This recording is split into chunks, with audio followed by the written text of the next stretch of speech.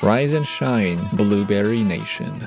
Today's all about the fertilizer game plan, spring moves, and the full year strategy to keep those bushes thriving. But first, let's cancel these weeds.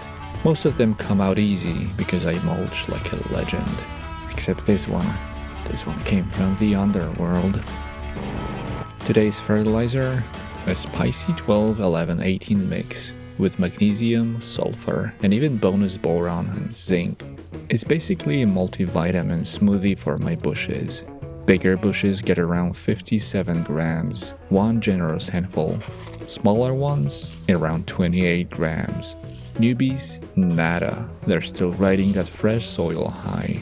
Pro tip, spread it around the drip line. Roots aren't throwing a house party at the stem. Then I mix it in or add a layer of fresh pine bark because blueberries are all about that acidic vibe.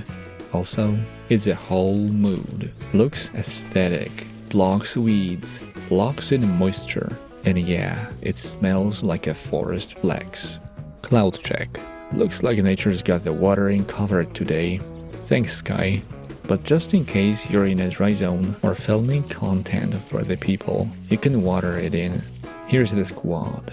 Blueberry bushes aged 3 to 5, absolutely vibing. And this little guy, planted a month ago. No fertilizer for him yet. So here's the full plan for the year. April, wake up call and root boost with a 12-11-18 blend. Nutrients, microminerals, the full spa package. Then it's time for the green growth push, ammonium sulfate. Split it into 2 hits, May then June. Blueberries prefer a slow grind over a growth binge. And finally, post-harvest in August-September, it's time for a potassium-rich send-off with that acid-loving formula to prep for winter like a boss. If a blueberry is still a baby under 2 years or freshly planted, I skip the fertilizer. It's still riding that fresh soil energy and doesn't need the spice yet. For bushes I planted last year, I skipped the middle 2 doses, just the April wake up and the post-harvest recharge.